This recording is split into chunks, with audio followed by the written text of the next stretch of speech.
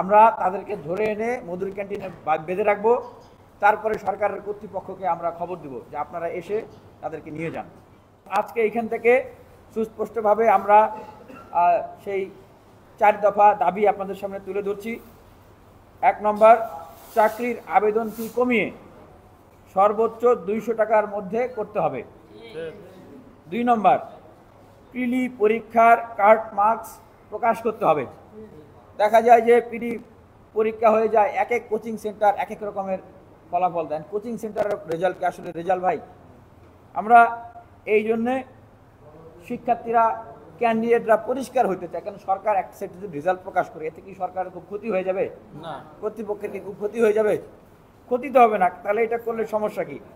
Preliminary, written এবং ভাইবার নাম্বারপত্র আলাদাভাবে প্রকাশ করতে হবে। আচ্ছা, প্রিলিমিনারি, রিটেন, ভাইবার নাম্বার যদি আলাদাভাবে প্রকাশ করা হয় তাহলে কি কোনো ক্ষতি আছে? যদি কোনো ক্ষতি থাকে তাহলে এটা আমাদেরকে বোঝান, আমরা বুঝতে চাই। আমরা মনে করি যে এইখানে তো কারো দয়া, দক্ষিণ্য, ভিক্ষা, কোনো সুপারিশ, মামা খালু দিয়ে তো আমরা চাকরি পেতে চাই না। আমরা মনে করি এই মেধাবী তরুণ যারা মেধা না কোটা স্লোগান দিয়ে আন্দোলন করেছে, জীবন দিয়েছে, রক্ত দিয়েছে, তারাও কোনো মামা খালুর সুপারিশ, কোনো টাকা দিয়ে পয়সা দিয়ে আর নিয়োগ হইতে চায় না। তারা চায় যারা মেধাবী, যোগ্যতা সম্পন্ন তারাই নিয়োগ পাক। তাহলে এই নাম্বারগুলো প্রকাশ করলে সমস্যাটা কি? অবশ্যই এই নাম্বারগুলো প্রকাশ করতে হবে। এবং বিসিএস এর সর্বোচ্চ 1 বছর, অন্য অন্য চাকরি সর্বোচ্চ 6 মাসের মধ্যে নিয়োগ প্রক্রিয়া সম্পন্ন করতে হবে। পাশাপাশি যেই শূন্য পদগুলো রয়েছে সেই শূন্য পদগুলোতে দ্রুত নিয়োগের ব্যবস্থা করতে হবে। 4 নম্বর, পিএসসি থেকে ফ্যাসিবাদের দোসর ও দুর্নীতিবাজদের আমরা বলছি 1 সপ্তাহের ভিতরে তাদেরকে অপসারণ করতে হবে। আজকে শনিবার, আমরা যদি দেখি 1 সপ্তাহের ভিতরে তাদেরকে অপসারণ না করা হয়, আমাদেরকে তো তখন নিজ দায়িত্বেই কিন্তু আমরা চলে যাব পিএসসিতে। আমরা তাদেরকে ধরে এনে মধুর ক্যান্টিনে বেঁধে রাখবো। তারপরে সরকারের কর্তৃপক্ষকে আমরা খবর দিব যে আপনারা এসে তাদেরকে নিয়ে যান।